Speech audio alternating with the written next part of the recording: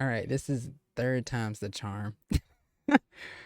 um, what is up, you guys? Welcome to another episode of the BIYG podcast, but it's gonna be a BIYG series. We are discussing power, and the other day I spoke on the P, which is people and past, focusing on forgiveness, acceptance, and then relationship. Basically, how the past isn't so bad in things and people in our lives. They do serve a purpose, and it's just the matter of us letting things just happen and stop trying to have control all the time, but focusing on the O today, which is gonna be, and I forgot. Ownership, and in ownership I'm going to be focusing on finances, and well, the more financial aspect of it, and then also the mental aspect of it. And so let's just go ahead and get started. Like, share, subscribe, do all that good thing stuff for me. And yeah, let's go. I'm gonna start with the mental aspect of it. All right, so me being Christian, I try to incorporate a godly aspect into it, but even still, without it, it's common when you constantly allow rampant or crazy thoughts to live in your mind. You're gonna attract that. You're gonna become that. It's just gonna be hard to really see anything else being possible. But gaining control over what you think and what you say and stuff like that. Your mentality is very important in becoming a powerful entity and a powerful being in itself, and not giving people space and opportunity to destroy you and further thwart what's meant and designed to be in your life. But for here I have a few notes, because since I was on delay, I'm like, well, let me try to write something down. So that's what I did. But no, so as a man thinks in his heart, so is he. Then be transformed by the renewing of your mind, which are prominent in the one, I think, most memorable verses that people recite often. And I mean, I believe those to be very true. And, even as I live day to day, I begin to understand and see the things that I used to say and the things that I'm saying now, how it's combating. But the things that I proclaim and I live in and I believe and hold on to today have more weight than the things that I used to practice and believe and stuff like that.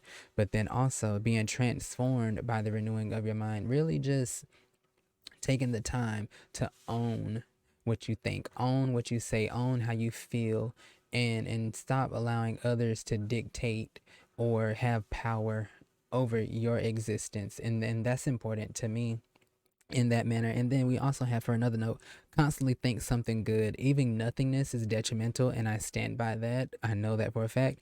Just as detrimental as negative thoughts. When you've been filled with doubt and fear, the subconscious mind runs off of what it has practiced and what it has believed. And I just basically said that. But no, yes, when you only know negativity, it doesn't matter whether you're constantly saying it today. If you don't dig out what you were planting, it's just going to get worse and worse and worse. And so you have to be willing to do the work. And no matter what it looks like today, you have to still be talking to that thing and speaking to it. And sometimes it may take a year, it may take months, it may take a day. If you're lucky, it could take a day. You know what I'm saying? But most things that are worth having, they take time to develop.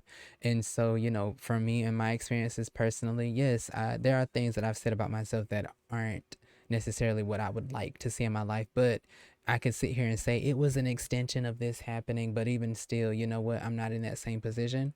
So I have the power. No matter what was happening back then, today, what am I doing now? Focusing on right now, and what is good in this moment.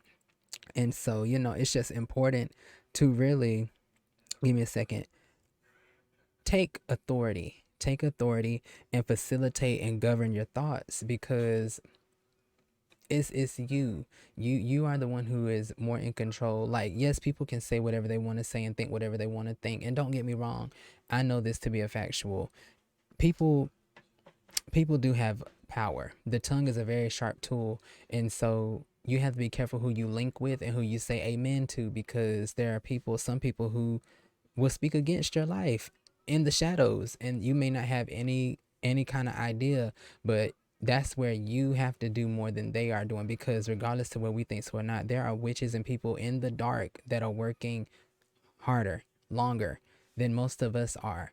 And so it's just kind of like your enemies are putting in overtime while you're you're on the back burner, like, no, no, no, no, no. And I mean, yes, there should be a kind of stress free moment where I don't worry about that because God got my back. But even still, you have to put in the work. You have to put in the work. And so, I mean, to me, just taking authority over what you think, over what has happened, and knowing that I can do all things and I'm not what I used to do. I'm constantly changing, I'm constantly getting better. And just basically, it's not about speaking something and not doing anything to back it up. There has to be actions behind what you're saying. But even still, sometimes it's like a preparation. You have to lay the foundation, and then I mean that's just how things are, I guess, bound to become steady and sturdy when there's somewhere for it to go. At least recognizing and acknowledging that, okay, I don't think the best way, I don't say the best things, I don't do everything right. So let's just start speaking into existence, and then let's start practicing and taking up habits that are going to allow me to show myself and believe these things to be true, which that's going to feed into the financial aspect of ownership. But then yeah, like I also have, speak it until it begins to form. Speak it until, like, even if in your mind, right, I'm saying I'm smart, but there was thoughts of, oh, I'm stupid, or I made a mistake, or I did this. All right, cool, no problem. So this is, I guess, an action step. You start out saying, I'm smart, I'm smart, I'm smart. And okay, let's say you get one of those negative thoughts to come back. Say it in your mind, but also say it with your mouth until it becomes a instant reaction for your mind to start fighting that, because a lot of times our mind will just let it go. And so it will just it's not like we're attending to that. We're not attentive enough. And so it's just kind of like your subconscious mind is very powerful, which is the whole thing about renewing your mind, because no matter what you're saying, if you don't believe it, and I mean really believe it, then it's still going to be a struggle. So you have to be able to speak it until it starts to become planted in your heart, in your mind, in your thoughts, your living. And then I mean, even when your subconscious starts to, it takes root there and it begins to combat the old thought, just keep saying it, keep speaking it, because the tongue is very powerful. And also writing things down, this is going to go into the financial part of, too, but being able to write something down and see it, you believe it, say it, you can achieve it. And I mean, that's just important. Being able to honestly do the work, own who you are, own your mentality, own your thought process, own your behavior, own your decisions, and stop saying, well, I do this, I am this, I have a nasty attitude, I get smart. No, I am whole, I am patient, I am genuine, I am, I'm not aggressive, I am just attentive, I am compassionate, I am, what is it when courageous, or something when you're, I'm bold. Like I'm not timid. I don't let people run over me, but I'm also not this snappy kind of person. It's just practice and become, say what you want to be, and know that whatever you're saying, it is manifesting. But also make sure that it just aligns with the will of God. And that's a lot of things too. Mentally, we have to get in a position where we're not living the life that everyone else has said for us to live. And that's the kind of ownership that I want to get into as well, where you know we are only stewards of this vessel, but even still there are things that we have to take responsibility and that we are accountable for. And so I'm gonna when I leave this earth, when any of us depart from here, we are gonna be responsible for the things that we did or did not do. And so you can't sit here and say, well, they said this about me and they did this to me. No, no, no, no, no, no.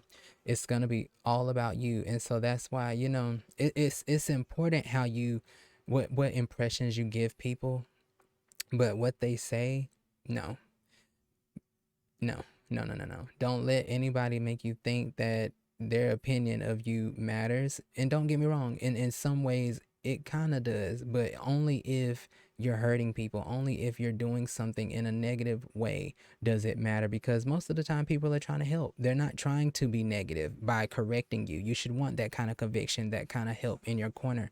But that's getting off topic. Mentally, you just have to be so in tuned, and this goes in having a relationship with God. You know what I'm saying? It's easy for us to get tied and connected to society and what society says we should be doing, that we lose I guess the not ingredients, but the direction and instruction of God, because I believe and I know that all of us have been given an individual path for our lives. And yes, there are people who have laid certain steps and foundations and things like that. But most of the time, I think it's a help. It's like a helper. It's not to be, oh, me mimicking their life, me trying to do exactly what they did so I can get the kind of thing that they got. And I mean, God can bless any of us how he wants to. Maybe there was somebody that did this thing and he tells you to do exactly what they did. That's fine. That's dandy. But I don't want any other man's blessing. I want what's for me. And I mean, maybe I'm crazy about that. I don't, you know, if God, oh, let's not get off topic. I just want what's for me. And mentally, being in a society where we see something and it'll maybe pique our interest. And so now where we weren't focused on that thing, oh, I want this now. We saw a burger commercial and now I want this burger. You have to mentally know and be so sound in who you are that you're not swayed by things like that, because people and even the internet, they sell data and stuff like that. The stuff that you feed yourself, most of the time it's being sold to companies so that way they can continue to push that kind of information towards you. And so my thing is sometimes, but even still, with or without that, there are things that we will see that God didn't have for us. And this is why I like the internet, because it's useful. But then there's also, in anything in life, there's so much way for negativity or like a distraction to pop up. But you have to be so sound, and you have to own your mind enough to know that you cannot be shaken, you cannot be moved in what God has told you to do, what God has charged you to do. And that's the thing about it for me. It's easy to see so many people succeeding, and I said there was a difference between greatness and success, and I stand by that. But so many people succeeding, so many people getting these cars and these houses and doing all this other stuff, and you know what, that's fine and dandy. But I have to honestly know, and not always know, because you won't always know what God wants for you, but you have to trust the process. You have to trust the process. And for me, owning my process, being comfortable in my process, and not letting other people manipulate it or move me out of place and position, because that has happened in my life where, you know, and God, don't get me wrong, God makes it work out for your good, but even still, it just kind of sucks when you're uprooted from a thing that God is trying to do. And it's just kind of like, oh Lord, when you go back to it, you feel like now I have to start all over. But I had that exact moment, and it was just in that moment, God kind of told me, you're not starting over. You're just you just need to get back into it and stay there this time. Stay there this time. And there's gonna be more fire. It's just, there's nothing wrong with working for it. You're just gonna work. You're just gonna have to work for it. And that's not a bad thing. I don't hate God for that. I would rather it come when it's supposed to come and not easily, because there's so much more that I know now, and I'm able to just be okay, be comfortable, knowing that whenever it gets here, it was meant to be here. But no, yes, owning your process, owning your mind, owning and owning who you are, and taking back the kind of authority that we as people think that we have over others. And that can go into the financial aspect of it. And let's just creep into the financial aspect of it. I don't think I'm finished with the mental state of that, but financially, you know, there are a few verses, and I've seen this, people not really understanding, I guess, the point of slavery in the Bible, and people being mad at God because of the use of slavery back then. But I did research, and I never said anything about it, but I did research, because it's just like, you see something and you wonder. But then when the Holy Spirit begins to filter certain things out, because there are people who have questions because they're angry and they want to be mad, but then there's people who have questions out of wanting to know what is the truth about this thing. And so I just want to know the truth. And you know, what dawned on me is that really, if we look at it, it's not just talking about, it's really not talking about the kind of slavery that was happening with Africans and stuff in America, or the slave trades and stuff like that, but it's referring to people in debts, indentured servitude, and in slavery in that manner, where basically, like, if we want to make it equivalent to today in modern society, people who work jobs, you're a slave to your master. And so you should be as good as you would be to God, to your boss.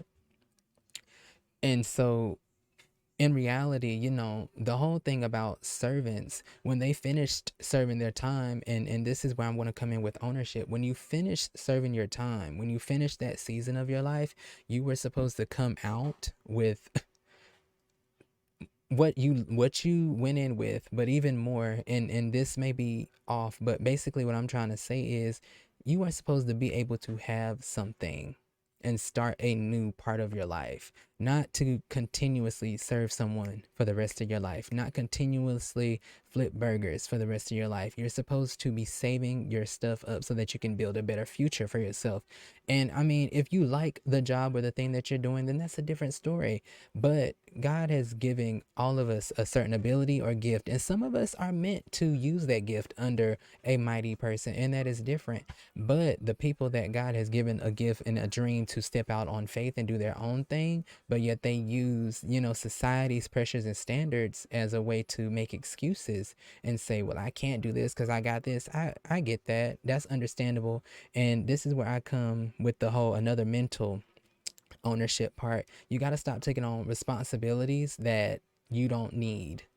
And that's what a lot of our society is teaching us. Even parents, and I'm gonna say black parents, are teaching their kids. And I get it, because it's you know in our communities the wealth has been short in some aspects. But in order to really get something done, you got to be able, you got to be willing to lift somebody up, and you got to be willing to let it's hard to watch people believe in God but then not believe in God. And that's really just kind of like what it seems as if to me, as people have this one facet of God, but then it's like, oh, you need to go and do this now, and it's just kind of like, okay, well, whatever. But I know I didn't, I'm crazy when I talk, but still, I'm just saying, when you get a job, this is the most important part for me. You go there to get your money and make sure that what you are doing is to build a future for yourself. You're not trying to build these relationships. And okay, there's nothing wrong with relationship, but you're not trying to have kikis and ha-has with all of your coworkers and squander all this time, waste all this time. And don't get me wrong, there are some valuable people that you will meet along the way. But you cannot forget the main reason as to why God placed you in that season. And some people with their minimal and their minute thinking will hold, oh, to pay my bills, to do this, to get a new car, to get a new this and get a new bag. Girl, that's another issue too. Save your money. Save. God did not give us things just to squander it, just to go out and buy whatever, whenever. And I mean, yes, you can live a life and still save. You can live a life and invest. But it's excuses. It's excuses about people. You can put $1 aside a week. And maybe that's not a lot to somebody, but if that's your situation, then you got to have enough faith to know, all right, this is going to do something for me. This has to do something for me. And that's ownership. That's ownership in your faith. You have to own your moment.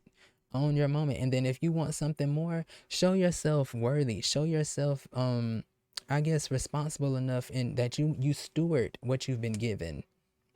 I've seen that from myself too. I said, my story is I worked at Subway, and I got in trouble I got written up the first 2 months or whatever, and I was like, I'm gonna quit because I don't want to get fired. But I stayed, and I don't even think it was me that stayed, but I think it was a part of me that was just like, and don't do that, girl. Just keep doing you, because you're not doing that bad. Don't let the enemy psych you out. And so I stayed, and 6 months went by. Lo and behold, I came, and somebody I saw from another place, they came and offered me a job, and so I ended up making 2 times more than I was making at Subway. But I stayed faithful, and I stewarded, and I tried my best, and I came with gladness. I was respectful to my master as a servant, slave, a worker, employee. I did what needed to be done. And that job was horrible. That job was horrible. But I loved it because I loved meeting the people, and it was something about it that I wouldn't mind going back to, but I don't want to, but I wouldn't mind going back to because it just showed me a facet of myself that I always knew was there. But when you're in the moment, it's just kind of like, this is peace. This is peace. But no, I mean, point is, just show yourself and worthy and be diligent and just do right regardless. Do right regardless. But no, the whole facet of that, God was not saying that slavery in itself was right, because there's even verses that says, if your master harms or destroys your eye, then he is to free you. Or, if the servant is to be is killed by because he was struck, then he will be avenged. So there's no place in the Bible where God is really just for slavery, like this kind of evil, I'ma own you and I'ma chop your foot off and do it. No, God never stood by that. What he was, oh girl, not the white of my lip. Hold up. What was going on was the simple fact that people needed to understand how to get on your feet, how to do something in the order of life. You have to give something in order to get something. But the thing about it is what you, okay, most servants, or even the people who just needed to pay back a debt, they were given back what was taken from them because they paid off their debt. It wasn't to harm them. It was to, I guess, would you say, keep them accountable? I don't even know, but it wasn't this evil thing. And even like today, we have people who come from other countries and they work the DACA. They would basically be considered slaves and or servants because they work to stay here. They work to stay here. And so I think that's DACA. But I mean, yeah, there's nothing wrong, and people try to make it seem like that God was talking about you gotta take them captive and keep them locked away and all this other stuff, and you gotta whip them. No, that's not God what that's not what he was talking about at all. At all. But no, the master, it's whoever you work for. It's whoever you allow to, I mean, really have dominion over you. And so some people, God wants you to have dominion over your own situation, but you got to wake up. You got to take responsibility and you got to own your moment. And my thing is, at the end of your stay at the job or whatever you're doing, at the end of that season, there should be some kind of severance package. And I mean, that's the difference between a lot of these bosses and these employers. They don't have nothing for you when it's time for you to leave. They don't have nothing for you. And so my thing is, what kind of wealth is that where, you desire to have somebody working for you for the rest of their life? You don't build them up in a way that, oh, I want you to go be your own boss. That's kind of crazy to me. But I know my severance package when I left was I took all the information I could. I took the no's and the do's and the don'ts. You gotta be able to sit back and honestly look and analyze things like, how do I be a boss? How do I be a team leader? How do I be a team player? What is it that I like in a business? What is it that I don't like? You have to be able to take note and notice the things, notice details, notice what's important and what's not important, and what you want to go, what's your morality when you do something. And so really, I mean, everybody is different, but like I said, these not even tips, but these things are things I believe and I know God has wanted me to notice and me to look at when I'm in seasons of my life. And for ownership, being able to take back my mind, being able to take back my thoughts, very important, very important. Not allowing my past to render me powerless and instill joy and constantly take things from me. And then not just letting the cycle of being an employee run rampant in my life for the rest of my life, because entrepreneurship runs in my bloodline, success runs in my bloodline. But where is the greatness? Where is the greatness? That's one thing for me. And I believe God wants to do that, not just for me, but for so many people, so many people. But it's like, all right, are you going to accept that I have given you the right to be this? I have allowed you and said for you to own this moment. And I mean, I don't know how it's hard sometimes, you know, coming and trying to speak to certain people when they've done things a certain way for so long.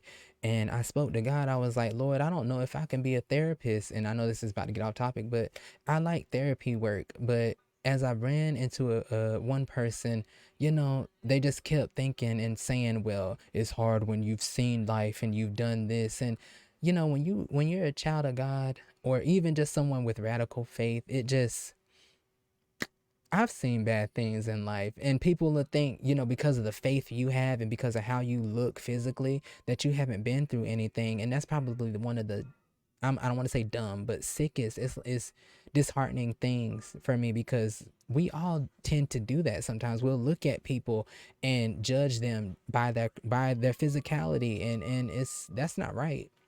That's not right. But I mean, it just to hear someone constantly, you're trying to feed them good information or even encourage them, and they're just like, oh, nah, I've been there and I've done that and it don't work. It don't work. Well, maybe keep knocking, keep going, keep trying. And I mean, regardless whether people believe that's like a death to me. That's like a death. People can say, oh, I still have faith. No, you don't. If you're talking like that, you don't, because what's in your heart comes out. What is on the inside, it runs out. And so I just, you know that's a little off topic, but it's not, because really you have to own your mindset. Though I have not seen everything I know God wants to do for me, I'm not going to give up and believing that it can be done, and it is completed in my life.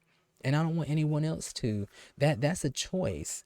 That is a choice. And I'm so thankful that we've been giving the opportunity to make choices and have choices and to believe what we want to believe. It's so gracious and kind of God to do that. But I just, another thing, I hate that people just want to blame God for no reason. Like, girl, if it won't this, it be that. If it won't that, it be this. If it, it's always gonna be something. But free will, choices, and ownership. You got to own something. You got to do something. And I hope I said what I needed to say, but I choose to own the things that I think, and the things that I say, the things that I do. I believe it's important to save money. Please try to save something. Save something so you can build. Because, I mean, who knows how much longer we got here, but that don't mean that you need to stop. Just because it could be tomorrow, but that don't mean stop, child. But I mean, yes, look ways how to I don't multiply your money. Use your gifts and your talent. Own who you are to the fullest. And some people are like, well, I don't know what I'm good at. What do you like to do? Start there. What feels right? And I mean, some people may not like that statement, but God will use your passions a lot of time in a way to open doors for you and get you around good people. But you have to own it. You have to stop allowing people to have this authority over you, because really that's what it comes from our past, and what our parents did and what we were taught and what they were taught. It's just passed down. But at some point you got to take that back, because most of it isn't good teaching. Most of it is survival. It's not life, it's surviving. It's not living, it's surviving. And I don't want that to be my I don't know, my operating system, how I go about life, just trying to survive when, all right, that time is done. I served my 6 years, and on the seventh year, I was made free, owing nothing. My family did their 6 years, and I'm the seventh, so I owe nothing but to serve a mighty good God. That's it. And so I feel like Israel in that reference is to be the mentality change. And I'm thinking of a verse, but I can't remember. Hold up. I'm thinking of a verse that spoke about Israel. But I mean, my point is, okay, but over you, brothers, the people of Israel, you shall not rule no one another. Wait, wait, girl, can I read? Over another ruthlessly.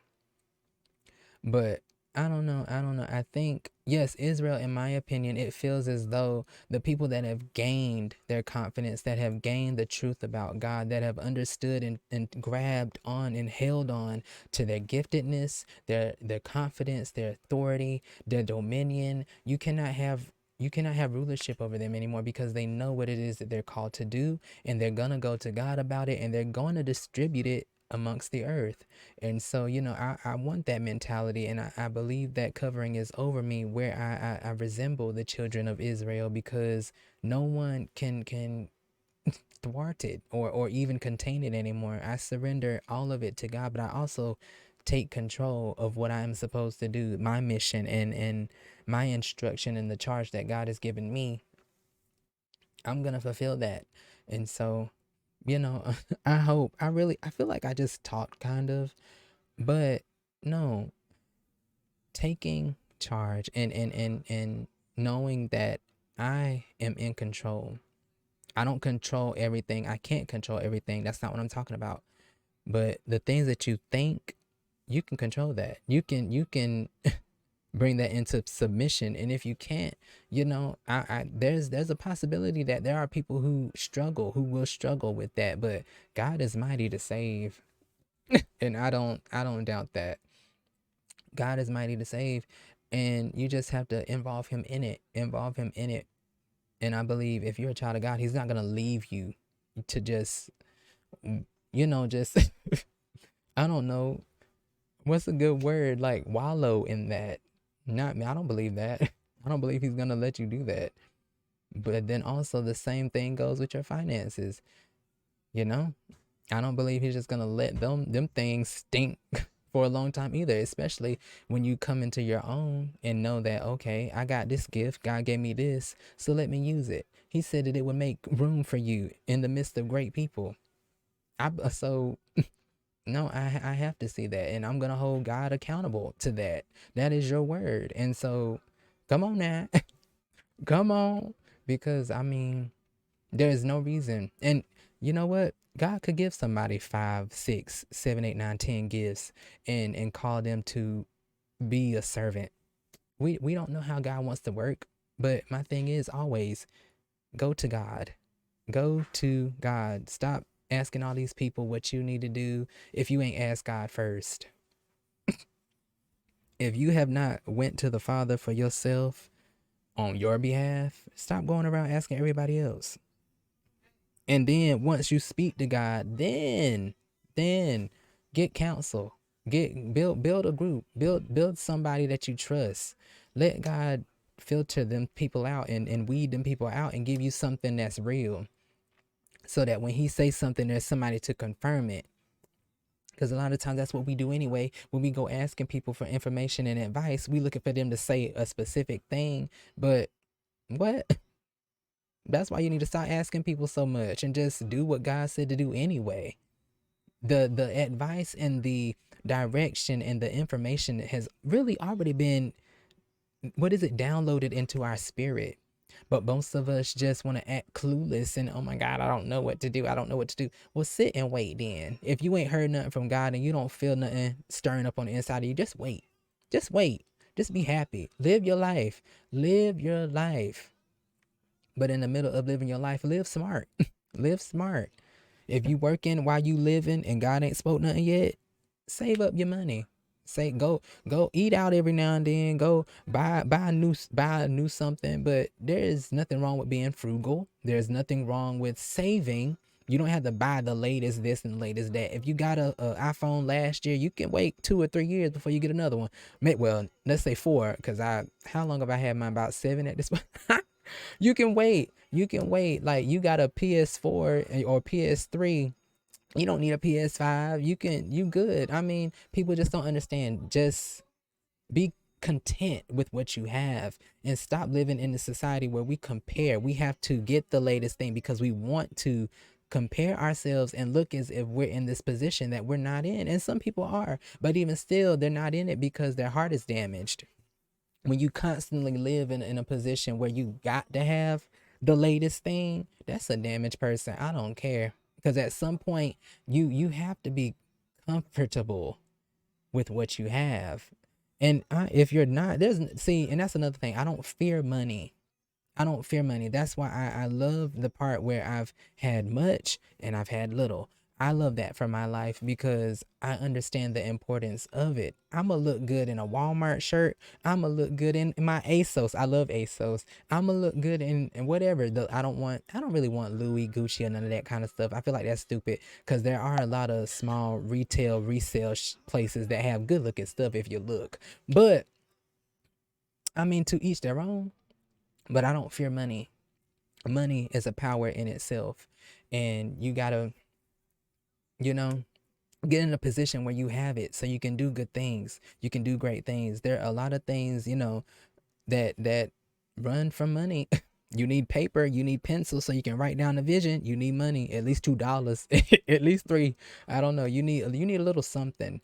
So, don't be afraid to work. Don't be afraid to quit. Especially you get a job, don't be afraid to leave the job. Don't be afraid to take a risk. Take a risk because life is so short. Life is so short. But I would rather go to the grave at peace, knowing that I tried and whether it happened or not, I believe I'm gonna see goodness on this earth. I don't care. As it is in heaven, so shall it be in this earth. But at least you tried. I'm just rambling at this point, and it's going on 36 minutes. But I think I got the point across. Take ownership. Ownership. And really own this. Own your mind first, and everything externally will start to maneuver and do things. Move mountains. It's like, am I telepathic around here?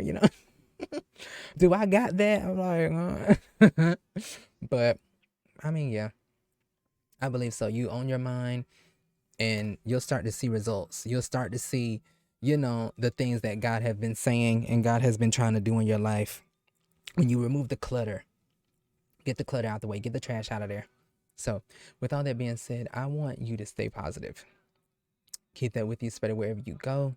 My name is Blue. If you didn't know, this was the O in power, which is ownership, embodying and covering the mental state of it and the financial part of life. So, cheese. I'm out.